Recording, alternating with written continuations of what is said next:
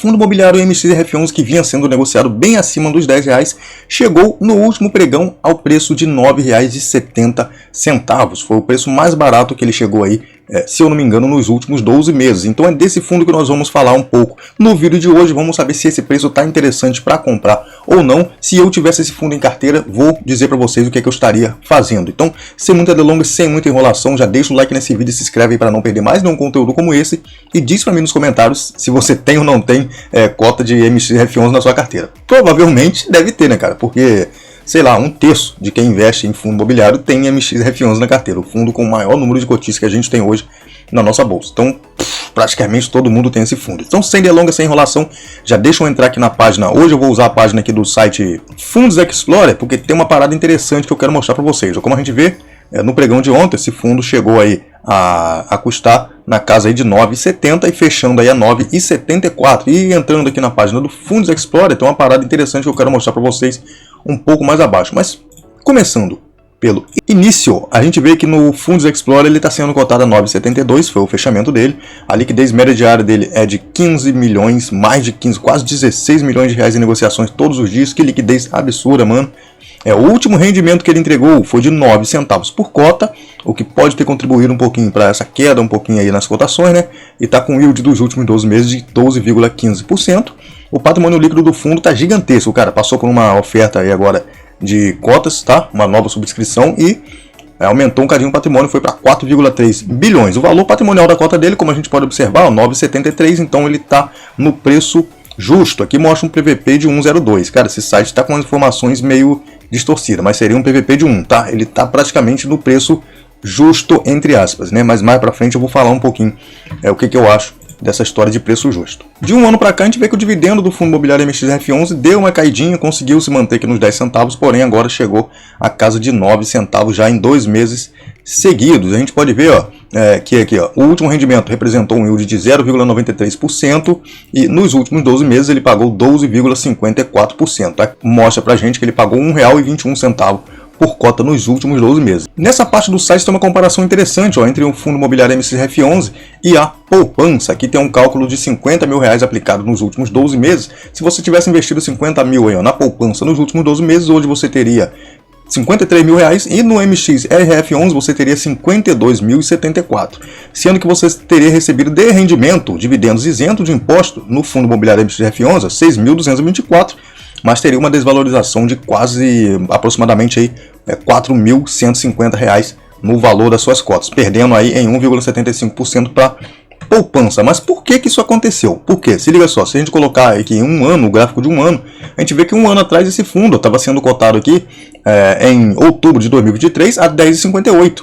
Então o fundo estava bem caro. Então quem comprou aqui com certeza estava fazendo um negócio absurdo, comprar as cotas desse fundo com um ágio ridículo, cara, um ágio que não tinha como pagar. Quem pagou, infelizmente, como a gente pode ver, né, perdeu até mesmo para a poupança se comparar o resultado final com a desvalorização da cota, mas o rendimento que recebeu foi um rendimento interessante e se reinvestiu, com certeza deve estar com preço médio bem melhor agora, né? Não esses 10,58 de um ano atrás. E aqui no Fundos Explorer, cara, tem essa ferramenta interessante que fala do valor patrimonial da cota, que eu gosto bastante disso aqui, ó.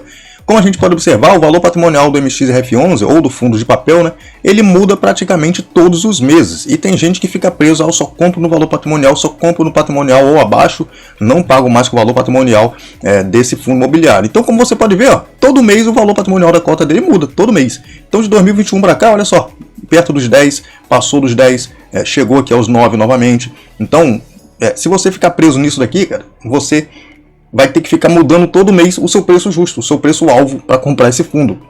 Eu não acho que faz sentido investir desse jeito. Eu acho que você tem que ter um preço para comprar o fundo e acima desse preço você não paga. Sabendo quanto é que ele gera de rendimento, conhecendo os riscos, olhando todo mês a carteira dele, quanto é que está conseguindo gerar de receita. Então, você vai colocar um preço máximo que você vai pagar. Mais do que isso eu não pago. Por exemplo, o fundo consegue gerar 10 centavos por cota certo, todo mês. Então, eu quero receber 1%, então só vou pagar R$10. Mais do que isso eu não pago. R$10 para baixo. Agora, se eu for ficar me preocupando, esse mês está 10,11, eu só pago até 10,11. Mês que vem agora foi para, sei lá, 10,07, eu só vou 10,07 eu pago, mas menos que isso eu não pago. Agora caiu para 10, então só vou pagar 10. Mais de 10 eu não pago, não tô nem aí, só pago 10. Não, agora o 9,83 que é o preço alvo dele. Não, então só compro 9,83. Cara, que loucura é essa? A gente vai ficar mudando o preço-alvo, o preço de compra nosso todo mês. Se a gente for fazer isso, é uma doideira sem fim, cara. Não tem lógica investir em fundos de papel desse jeito. A gente tem que ter um preço máximo que a gente aceita pagar. E acabou. Não pago mais que isso, acabou. É isso. Não fica olhando negócio de patrimonial todo mês, a não ser que você queira saber por que está caindo, né? Aí você vai se aprofundar um pouco mais. Mas como base de preço, eu acho que não tem como a gente ficar se baseando muito. Vou pagar só no VP, aí todo mês o VP está mudando, e o que você vai fazer? Todo mês você vai mudar o seu preço-alvo para aquele fundo? Então, sem muita lógica. Entrando no relatório do fundo, não dá nem para a gente ver muita informação aqui, porque é um fundo imobiliário, é um relatório ainda de julho de 2024. Nós já estamos em outubro, e o relatório aqui ainda é o de julho. Mas como teve oferta aí de cota, então deve estar tudo enrolado para soltar novos relatórios. Mas não deveria impedir da gestão soltar os relatórios. Essas informações iniciais aí não importa muito agora, porque já passou 3 meses. Então vamos dar uma olhada aqui, ó. Como a gente pode ver, o fundo é um fundo dos mais antigos que nós temos na Bolsa. Teve início aqui em abril de 2012. Esse fundo hoje cobra uma taxa de administração de 0,9% ao ano, uma das menores taxas que temos aí. Ele não tem taxa de performance. Patrimônio líquido dele 4,2 bilhões, número de cotistas mais de 1.100.000 cotistas. É um fundo de longe com o maior número de cotistas que nós temos aí na Bolsa de Valores. E falando um pouco aqui da oferta, né? Aqui tem uma parte de baixo que eu achei bem interessante aqui no final dos comentários aqui do gestor, que fala, ó, ainda a gestão destaca que foi encerrada a 10ª oferta de cotas do fundo MXRF11, agradecendo a confiança da base dos cotistas do fundo. A captação dessa oferta, olha só que loucura, cara, foi de 1 bilhão. Cara, eles conseguiram captar 1 bilhão. Olha que louco, cara. Montante total da oferta e lote adicional. A oferta foi liquidada no dia 31 de julho. Então, mais detalhes aqui, ó, no anúncio de encerramento. Quem quiser entrar no relatório, tá aí para vocês verem mais detalhes do encerramento dessa oferta. Olha só que top, cara. Conseguiram captar 1 bilhão. Que louco, mano. Que louco. Na parte da DRE, né, do demonstrativo de resultado aqui do fundo, que eu não gosto muito é isso aqui, ó. Ele só tem uma coluna de um mês, do último mês do mês desse relatório. Não tem os outros meses para a gente fazer uma comparação, um mês do lado com o outro.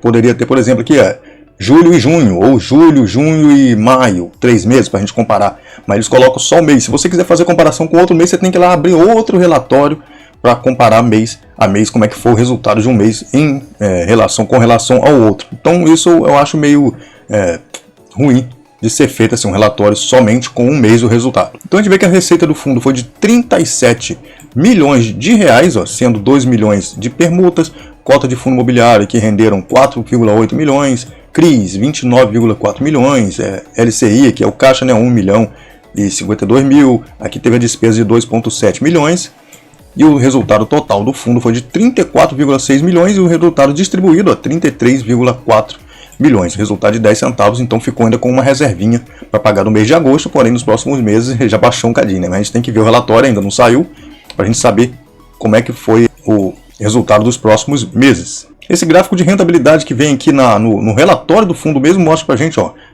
o rendimento do fundo, cota a mercado mais rendimento, contra a NTNB principal e IFIX. A gente vê que o fundo perdeu para a NTNB aqui e só ganhou do IFIX com um pouquinho de folga até, né?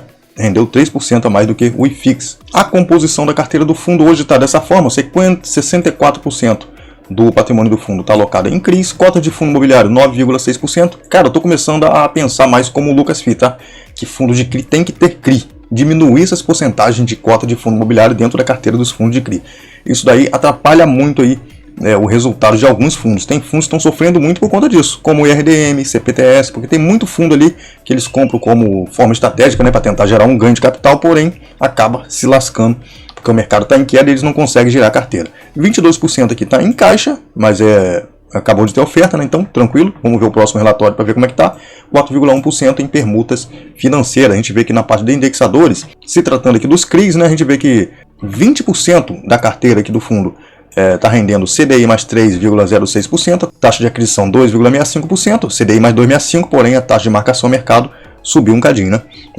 67% aqui alocado em IPCA, rendendo aí IPCA mais 9,68%, e o restante aqui cota de fundo imobiliário. Aqui fala um pouco, ó, da alocação dos recursos aqui já da última emissão, vem trazendo algumas informações do que eles estão colocando em carteira e tal, então quem quiser acompanhar aí pode ficar à vontade. Aqui tem um portfólio de CRIs, mostrando para a gente quais são os segmentos, ó, imobiliário, residencial, outros, varejo alimentício, shopping, varejo, agronegócio. A gente vê também que tem, ó, 70,63% dos CRIs indexado a IPCA, 29,22% indexado ao CDI, os outros aqui bem pouquinho, nem vale a pena falar. A gente vê que a maioria desses CRIs aqui ó, são de classe única, 91,8%, que é bem interessante. Subordinado, que seriam de maior risco, bem pouquinho, 2,7%. Então um controle de risco aí bem bacana, né? E aqui a tabela de vencimento desses CRIs, o que é bem interessante. E aqui a parte da carteira de CRIs desse fundo imobiliário. A gente vê que é a maior posição, não sei se está na ordem, eu acho que está na ordem aqui de maior para menor. A maior posição é de 3,62% do PL somente. Então é um fundo gigantesco. O fundo de maior, o ativo de maior posição na carteira de CRIs dele representa somente 3,62%.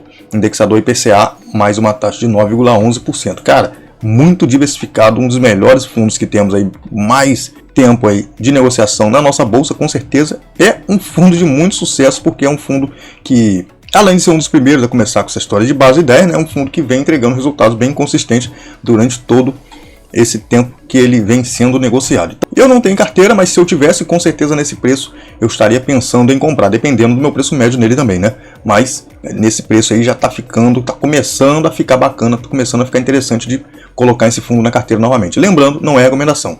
Se você tem um fundo de carteira, deixa aí nos comentários pra gente, diz pra gente quanto é que você recebeu dele esse mês agora em dividendos. O vídeo vai ficando por aqui, espero que vocês tenham gostado, valeu, é nóis, fui!